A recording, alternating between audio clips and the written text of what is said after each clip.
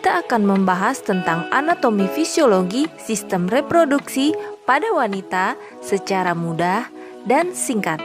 Struktur organ reproduksi wanita terbagi menjadi dua, organ eksternal dan organ internal. Oke, mari kita bahas satu persatu. Organ reproduksi eksternal.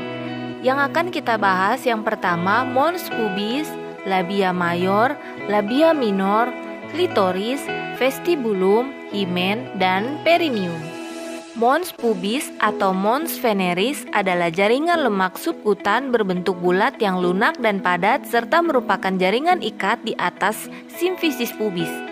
Mons pubis banyak mengandung kelenjar minyak dan dapat ditumbuhi rambut berwarna hitam, kasar, dan ikal pada masa pubertas. Mons ini berperan dalam fungsi seksualitas dan melindungi simfisis pubis selama koitus atau hubungan seksual. Semakin bertambahnya usia, jumlah jaringan lemak di tubuh wanita berkurang dan rambut pubis menipis. Selanjutnya ada labia mayor. Labia mayor adalah dua lipatan kulit panjang melengkung yang menutupi lemak dan jaringan ikat yang menyatu dengan mons pubis. Memanjang dari mons pubis ke arah bawah mengelilingi labia minor, berakhir di perineum pada garis tengah. Panjangnya sekitar 7-8 cm dengan lebar 2-3 cm dan tebal 1-1,5 cm dan agak meruncing pada ujung bawah. Labia mayor melindungi labia minor, meatus urinarius, dan introitus vagina atau lubang vagina. Memiliki pigmen yang lebih gelap daripada jaringan di sekitarnya dan ditutupi rambut yang kasar, dan semakin menipis ke arah luar perineum. Bagian ini mengandung suplai kelenjar sebasea dan banyak kelenjar keringat, serta banyak mengandung pembuluh darah. Selanjutnya ada labia minor. Labia minor terletak di antara dua labia mayor dan merupakan lipatan kulit yang panjang, sempit, dan tidak berambut yang memanjang ke arah bawah dari bawah klitoris dan menyatu dengan foreshead. Pembuluh darah yang banyak membuat labia berwarna merah kemerahan dan memungkinkan labia minor membengkak bila ada stimulus emosional dan stimulus fisik. Ruangan antara kedua labia minor disebut vestibulum. Berikutnya, klitoris. Klitoris adalah organ pendek berbentuk silinders dengan ukuran kurang lebih 6 x 6 mm dengan erektil yang terletak di bawah arkus pubis. Ujung badan klitoris dinamakan gland dan lebih sensitif daripada badannya. Saat wanita secara seksual terangsang, gland dan badan klitoris akan membesar. Klitoris ditutupi oleh lapisan kulit atau epidermis tipis yang kaya dengan saraf sensorik.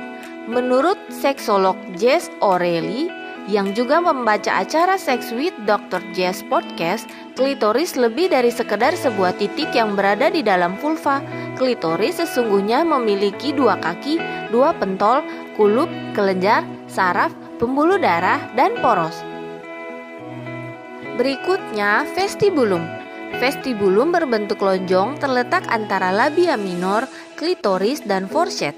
Vestibulum terdiri dari dua muara uretra, kelenjar parauretra, vestibulum minus atau skene, vagina, dan kelenjar paravagina.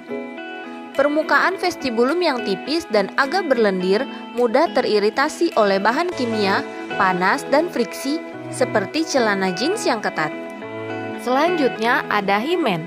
Himen merupakan lipatan yang tertutup mukosa sebagian bersifat elastik tetapi kuat dan terletak di sekitar introitus vagina.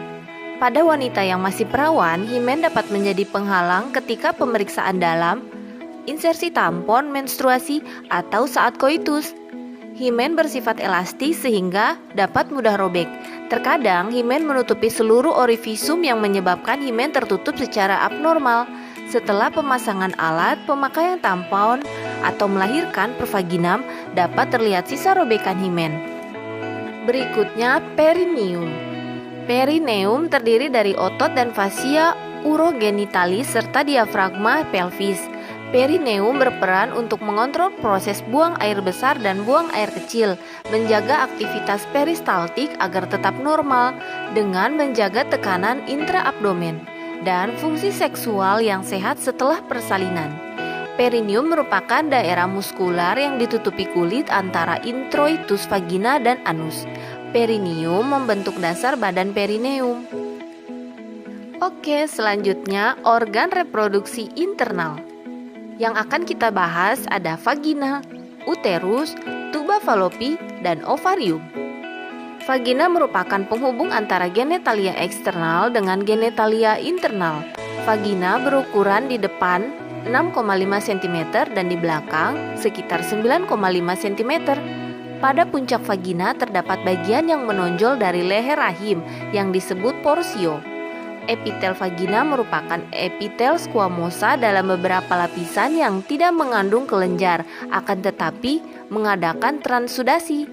Dinding belakang vagina lebih panjang dan membentuk fornix posterior, fornix lateralis sinistra, dan fornix lateralis dextra.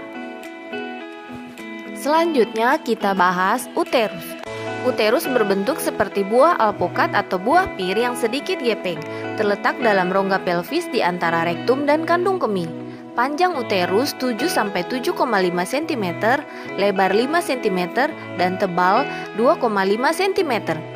Uterus pada wanita dewasa terletak di sumbu tulang panggul dalam posisi anteversiofleksi, membentuk sudut dengan vagina. Korpus uteri di arah depan membentuk sudut 120-130 derajat dengan serviks uteri. Uterus terdiri dari fundus uteri ditutupi oleh peritoneum berhubungan dengan fasies vesicalis dan permukaan internalis. Pada bagian atas bermuara tuba uterin yang menembus dinding uterus. 2. Ada korpus uteri. Di dalamnya terdapat rongga yang membuka keluar melalui saluran kanalis cervicalis. Bagian ini merupakan tempat berkembangnya janin. Ketiga, ada cervix uteri, merupakan bagian uterus yang menyempit berbentuk kerucut dengan apeks yang menjulur ke bawah dan ke belakang dan sedikit lebar di pertengahan. Cervix di bagian atas terdiri dari dua bagian, ada porsio supravaginalis dan porsio vaginalis. Uteri interna terdiri dari endometrium, terdiri dari jaringan epitel dan kelenjar yang banyak mengandung pembuluh darah. Bagian korpus uterioendometrium licin dan bagian serviks berkelok-kelok. Kelenjarnya bermuara pada kanalis cervicalis. Pertumbuhan dan fungsi endometrium dipengaruhi oleh hormon steroid ovarium. Kedua, ada myometrium, lapisan otot yang tersusun sedemikian rupa sehingga dapat mendorong isinya pada waktu persalinan dan dapat mengecil kembali setelah plasenta keluar. Ketiga, perimetrium atau lapisan luar, dilapisi oleh peritoneum visceralis. Ditemukan pada dinding korpus uteri serosa atau peritoneum uterus. Berikutnya ada tuba falopi. Tuba falopi terdiri dari pars interstialis, bagian tuba yang terdapat di dalam uterus, pars ismica, bagian sempit pada sudut antara uterus dan tuba, pars ampularis, bagian yang membentuk saluran yang lebar meliputi ovarium, dan infundibulum, bagian ujung tuba yang terbuka mempunyai umbul yang disebut fibrae, melekat pada ovarium untuk menangkap telur yang dilepas oleh ovarium menuju tuba. Selanjutnya ada ovarium, kelenjar yang terletak di kanan dan kiri uterus terikat oleh ligamentum uterus. Ovarium berhubungan dengan uterus melalui ligamentum ovari propium, terletak pada lapisan belakang ligamentum latum. Bagian ovarium yang berada di dalam kavum peritoni dilapisi oleh epitelium kubik silindrik disebut epitelium germinativum. Selanjutnya kita bahas hormon-hormon pada wanita. Ada hormon estrogen, progesteron, testosteron, FSH, LH, dan oksitoksin. Hormon estrogen diproduksi di ovarium atau indung telur dan juga diproduksi oleh kelenjar adrenal dan plasenta, tetapi hanya dalam jumlah yang sedikit. Estrogen meningkatkan pertumbuhan kelenjar mamae, merupakan hormon feminisme wanita, terutama disebabkan oleh hormon androgen. Kerja estrogen pada uterus, vagina, dan beberapa jaringan lainnya menyangkut interaksi dan reseptor protein dalam sitoplasma sel. Estrogen berperan dalam proses keluarnya ASI setelah persalinan, mengatur mood atau suasana hati. Estrogen mempermudah pertumbuhan folikel ovarium dan meningkatkan tuba uteril, jumlah otot uterus, dan kadar protein kontraktil uterus. Penurunan produksi estrogen dapat menimbulkan berbagai gangguan seperti menstruasi yang tidak teratur, vagina kering, suasana hati tidak menentu, menopause, dan osteoporosis pada wanita usia lanjut. Kedua, hormon progesteron. Hormon progesteron dihasilkan oleh korpus luteum dan plasenta yang mengatur perubahan endometrium dan perubahan siklik dalam serviks dan vagina. Progesteron menurunkan kepekaan otot endometrium, sensitivitas miometrium terhadap oksitoksin, dan aktivitas listrik spontan miometrium sambil meningkatkan potensial membran, serta meningkatkan suhu basal pada saat ovulasi. Hormon progesteron berpengaruh terhadap siklus menstruasi dan ovulasi. Saat wanita mengalami ovulasi atau sedang berada di masa subur, hormon ini akan membantu mempersiapkan lapisan dalam rahim yang disebut endometrium untuk menerima sel telur yang telah dibuahi oleh sperma. Bila tidak terjadi pembuahan, kadar hormon progesteron dalam tubuh akan turun dan memicu menstruasi. Selanjutnya ada hormon testosteron. Kadar testosteron pada tubuh wanita memang tidak sebanyak pada pria, namun hormon ini tetap memiliki fungsi yang penting bagi kesehatan wanita, yang berperan dalam mengatur libido atau gairah seksual dan menjaga kesehatan vagina, payudara, dan kesuburan, meningkatkan fungsi kognitif otak, mengatur suasana hati, dan menjaga kesehatan tulang. Selanjutnya, hormon luteinizing atau LH. Hormon ini berperan dalam masa pubertas untuk membantu tubuh mengatur siklus menstruasi dan ovulasi. Hormon ini diproduksi oleh kelenjar hipofisis di otak. Kadar hormon ini pada wanita akan meningkat saat menstruasi dan setelah menopause. Kadar hormon luteinizing yang terlalu tinggi pada tubuh wanita dapat mengakibatkan masalah reproduksi. Selanjutnya, hormon follicle stimulating atau FSH. Hormon ini diproduksi di kelenjar hipofisis dan berperan penting dalam sistem reproduksi, membantu mengendalikan siklus menstruasi dan produksi sel telur di ovarium.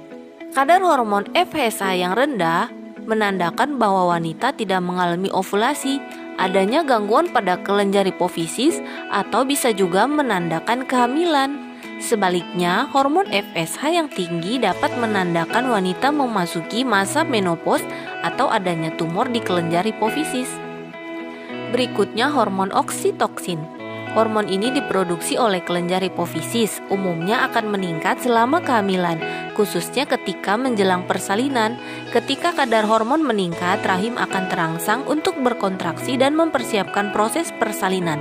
Setelah melahirkan, oksitoksin akan merangsang kelenjar payudara untuk menghasilkan ASI. Kita akan membahas tentang anatomi dan fisiologi sistem reproduksi pada pria secara mudah dan singkat. Sistem reproduksi pada manusia, baik pria maupun wanita, memiliki struktur organ internal dan eksternalnya masing-masing. Setiap organ dalam sistem tersebut memiliki fungsi yang berbeda-beda pula. Simak penjelasan berikut ini untuk mengetahui lebih dalam tentang sistem reproduksi manusia, khususnya pada pria. Organ-organ reproduksi pria terdiri dari organ bagian luar dan dalam. Organ bagian luar ada penis dan skrotum, sedangkan organ bagian dalam terdiri dari testis, epididymis, ductus deferens, ductus ejaculatorius, vesicula seminalis, kelenjar prostat, kelenjar bulbouretralis, dan uretra. Ini adalah video pantom anatomi reproduksi pria bagian luar, terdiri dari bagian penis, gland penis, dan skrotum. Dan ini animasi reproduksi pria bila dilihat dari bagian dalam.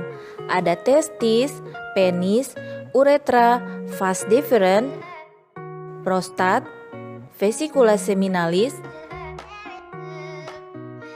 tubulus seminiferus, dan epididymis. Oke, selanjutnya kita bahas secara lebih terperinci. Organ bagian luar sistem reproduksi pria. Yang pertama, penis. terletak menggantung di depan skrotum. Bagian ujung penis disebut gland penis. Bagian tengah disebut korpus penis dan pangkalnya disebut radik penis. Gland penis tertutup oleh korpus penis. Kulit penutup ini disebut prepucium. Terdiri atas jaringan seperti busa dan terletak memanjang. Tempat muara uretra dan gland penis adalah frenulum atau kulup. Penis mempunyai jaringan erektil yang satu sama lain dilapisi jaringan fibrosa. Jaringan erektil ini terdiri atas rongga-rongga seperti karet busa. Ereksi penis dipengaruhi oleh otot yang pertama musculus ischia cavernosus, musculus erector penis. Otot-otot ini menyebabkan erektil atau ketegangan pada waktu koitus. Kedua ada musculus bulbocavernosus untuk mengeluarkan urin. Penis mempunyai 3 buah corpus cavernosa, yaitu 2 buah corpus cavernosa uretra terletak di sebelah punggung atas dari penis. 1 corpus cavernosa uretra terletak di sebelah bawah dari penis yang merupakan saluran kemih. Yang kedua ada skrotum. Pada bagian depan skrotum terdapat penis dan di belakangnya terdapat anus. Skrotum adalah kantong kulit tanpa lemak memiliki sedikit jaringan otot yang berada di dalam pembungkus yang disebut tunica vaginalis yang dibentuk dari peritoneum. Skrotum banyak mengandung pigmen dan di dalam terdapat kantong-kantong seperti kantong berisi epididymis veniculum spermaticus. Skrotum kiri tergantung lebih rendah dari skrotum kanan. Bentuk skrotum bervariasi dalam beberapa keadaan, misalnya pada pengaruh panas, orang tua, dan keadaan lemah. Skrotum akan memanjang dan lemas, sedangkan dalam keadaan dingin pada orang muda akan memendek dan berkerut. Lapisan skrotum terdiri dari kulit, warna kecoklatan tipis, dan mempunyai flika atau rugae. Pada kulit terdapat folikel sebacea yang dikelilingi oleh rambut keriting, di mana akarnya terlihat melalui kulit. Yang kedua ada tunica dartos, berisi lapisan otot polos yang tipis sepanjang basis skrotum. Tunica dartos ini membentuk septum yang membagi skrotum menjadi 2 ruangan untuk testis yang terdapat di bawah permukaan penis. Organ bagian dalam sistem reproduksi pria, yang pertama testis. Testis terdiri atas 2 glanula yang memproduksi semen, terdapat dalam skrotum. Testis ada di dalam skrotum, kantong pada kulit di antara paha atas. Suhu normal di dalam skrotum kurang lebih 35 derajat Celcius, sedikit lebih rendah dari suhu tubuh yang dibutuhkan untuk memproduksi sperma. Pembungkus testis terdiri dari 3 lapisan. Yang pertama, fascia spermatica externa, suatu membran yang tipis memanjang ke arah bawah di antara veniculum dan testis, lalu berakhir pada cincin subkutan inguinalis. 2. Lapisan crema sterica, terdiri atas lapisan otot di mana lapisan ini sesuai dengan muculus obliquus abdominalis internus dan facies abdominus internus. Ketiga, fascia spermatica interna, suatu membran tipis yang menutupi veniculus spermaticus. Fascia ini akan berakhir pada cincin inguinalis interna bersama dengan fascia transversalis. Testis berfungsi untuk membentuk gamet-gamet baru yaitu spermatozoa yang dilakukan di tubulus seminiferus dan menghasilkan hormon testosteron yang dilakukan oleh sel interstisial. Kelenjar testis menghasilkan hormon FSH dan LH. Selanjutnya kita bahas tentang epididymis. Epididymis adalah pipa dengan panjang sekitar 6 cm, yaitu berliku-liku pada permukaan posterior masing-masing testis. Dalam epididymis, sperma mengalami maturasi lengkap dan flagelnya mulai berfungsi. Otot polos pada dinding epididymis akan menggerakkan sperma masuk ke ductus. Fungsinya sebagai saluran penghantar testis, mengatur sperma sebelum diejakulasi dan memproduksi semen. Semen terdiri dari sekret epididymis vesica dan prostat, serta mengandung spermatozoa yang dikeluarkan setiap ejakulasi. Epididymis sendiri terdiri atas kaput epididymis berhubungan erat dengan bagian atas testis sebagai ductus efferens dari testis. Kedua, kaput epididymis badan ditutupi oleh membran serosa cervicalis sepanjang pinggir posterior. Ketiga, cauda epididymis ekor disebut juga globulus minor ditutupi oleh membran serosa berhubungan dengan ductus deferens. Keempat, ekstremitas superior bagian yang besar. 5. Ekstremitas inferior seperti titik. Keempat ada ductus ejaculatorius, berjumlah 2 buah pada sisi lain dari garis tengah. Masing-masing ductus akan membentuk gabungan vesicula seminalis dengan ductus deferens. Panjangnya 2 cm mulai dari lobus medialis basis glanula prostat berjalan ke depan bawah di antara lateralis dan urticulus prostaticus berakhir di dalam pingi urticulus. Ductus ejaculatorius menerima sperma dari ductus deferens dan sekresi vesicula seminalis di sisinya. Kedua ductus ejaculatorius bermuara di dalam uretra. Yang kelima ada vesicula seminalis, merupakan 2 ruang antara fundus kantung kemih dan rektum. Masing-masing ruangan berbentuk piramid, di mana permukaan anterior berhubungan dengan fundus kantung kemih, sedangkan permukaan posterior terletak di atas rektum yang dipisahkan oleh fascia rectovesicalis. Panjang vesicula seminalis sekitar 5-10 cm dan merupakan kelenjar sekresi yang menghasilkan zat mukoid. Zat ini banyak mengandung fruktosa dan zat gizi yang merupakan sumber energi bagi spermatozoa. Vesicula seminalis bermuara pada ductus deferens. Penggabungan ini disebut ductus ejaculatorius. Vesicula seminalis menghasilkan cairan yang disebut semen sebagai pelindung spermatozoa. Selama ejakulasi, vesicula seminalis mengeluarkan isinya ke dalam ductus ejaculatorius sehingga menambah semen ejakulasi serta mukosa. Yang keenam ada kelenjar prostat. Kelenjar prostat terdapat di bawah orifisium uretra interna dan sekeliling permukaan uretra, melekat di bawah kandung kemih, dalam rongga pelvis di bawah posterior symphysis pubis. Prostat merupakan suatu kelenjar yang mempunyai 4 lobus, posterior, anterior, lateral, dan medial. Fungsi kelenjar prostat adalah mengeluarkan cairan alkali seperti susu yang mengandung asam sitrat yang berguna untuk melindungi spermatozoa terhadap tekanan pada uretra. Kelenjar prostat mensekresi cairan encer seperti susu bersifat asam yang mengandung asam sitrat, kalsium, asam fosfat, enzim pembeku, dan profibrinilisin. Sifat asam dari cairan prostat mungkin penting untuk keberhasilan fertilisasi ovum karena cairan-cairan vas deferens relatif asam karena adanya hasil akhir metabolisme dan sebagai akibatnya menghambat fertilisasi sperma. Ketujuh ada kelenjar bulboretralis. Disebut juga glandula Cooper, terletak di belakang lateral pars membran uretra, di antara kedua lapisan diafragma urogenitalis dan di sebelah bawah dari kelenjar prostat dan bermuara ke dalam uretra. Kelenjar bulboretralis berfungsi mensekresikan cairan yang berfungsi sebagai pelumas. Sekresinya yang bersifat basah akan menyelimuti bagian dalam uretra saat sebelum ejakulasi yang akan menetralisasi keasaman urin yang mungkin keluar. Kedelapan ada uretra. Uretra merupakan saluran kemih pada pria yang sekaligus merupakan saluran ejakulasi dan memiliki bagian terpanjang yang tertutup oleh penis. Pengeluaran urin tidak bersamaan dengan ejakulasi karena diatur oleh kegiatan kontraksi prostat. Uretra bagian prostatik adalah bagian uretra yang menembus prostat. Jika terjadi pembesaran prostat, uretra dapat terjepit menyebabkan kesulitan buang air kecil. Uretra bagian membranosa adalah bagian yang berjalan dari bawah prostat sampai menuju penis, sedangkan bagian spongiosa adalah uretra di dalam penis.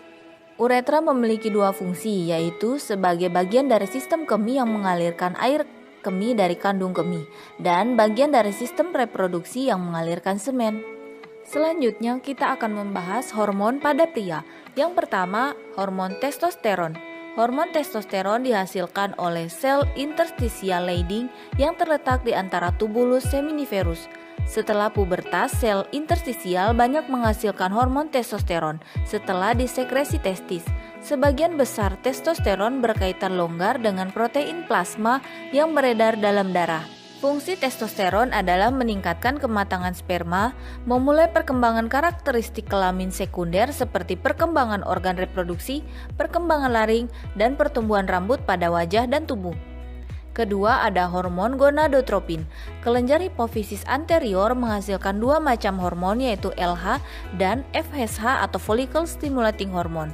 Sekresi testosteron selama kehidupan fetus penting untuk peningkatan pembentukan organ seks pada pria. Perubahan spermatogenesis menjadi spermatosit terjadi di dalam tubulus seminiferus dan dirangsang oleh FSH. Namun, FSH tidak dapat menyelesaikan pembentukan spermatozoa, karena itu testosteron disekresi secara serentak oleh sel interstisial yang berdifusi menuju tubulus seminiferus untuk proses pematangan akhir spermatozoa.